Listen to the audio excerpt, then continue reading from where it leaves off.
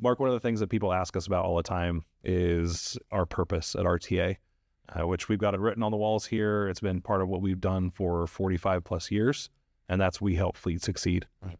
I know you were very passionate about this when you came and joined the company. Right. What does it mean for you to help fleet succeed? Yeah, it immediately attracted me because, obviously I come from the industry. I consider myself a fleet industry professional. And, in my opinion, I sincerely believe it is the most under-resourced, trade or profession or industry, pick your word there, really in the world of work and in the world of management, right? When you think about it from a human resources perspective, you don't see college degrees or master's degrees around fleet. You see it in a lot of adjacent fields, right? And, you don't see really any training for people throughout the program, right? Sure, you can get a master certification technician, right? And that's wonderful. But there's nothing for, let's say, a shop supervisor or anything along the journey up the, the path of a fleet management organization.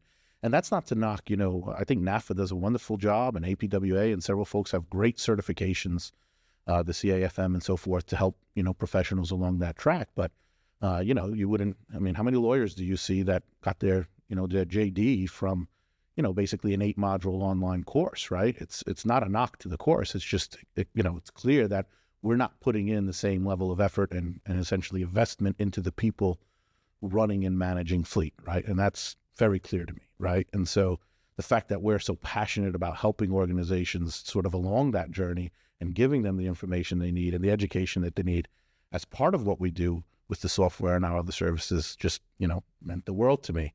And, to kind of go on from there, like all of that is true in the background of the fact that fleets make the world go round. Like literally we don't eat without proper fleet management. Literally, you don't get to the hospital if you're sick or injured, and we saw all this play out right in front of our eyes recently with COVID, right? And so it just keeps going from there, talk about the resources in the fleet assets themselves, right?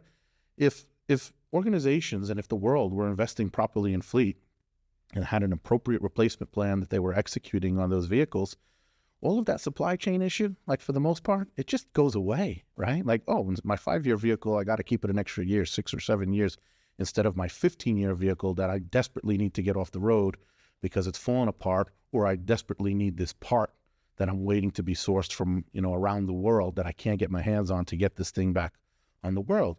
And again, our fleets are just a critical part of society. Yeah, everyone knows it's the police and the ambulances, but, it's also how, Amazon got that goodie to your door. And it's literally everything. Like literally the world exists on fleet, right? The flights don't go out, the boats don't go out, like none of it happens. So I'm just super passionate. I hope it's coming through. I just feel like, man, here we have one of the most central elements of society today. And yet for some reason, nobody pays any attention to it as far as investing in the people and investing in the, in the stuff that makes it go round, right? So for me, it's in a perfect alignment. We help fleet succeed. We're out there trying to correct this, essentially, right? We're trying to fill the gaps until the rest of the world kind of catches on and says, yep, we need leadership courses. Yeah, we need degrees. We need management courses. We need training courses, and get all that stuff in. And, hopefully the world kind of catches up to that. And until they do, we're here to do our best to try to fill that gap. And that's just so meaningful to me because I live in this world, and my friends live in this world, and, my family ultimately lives in this world. So, yeah.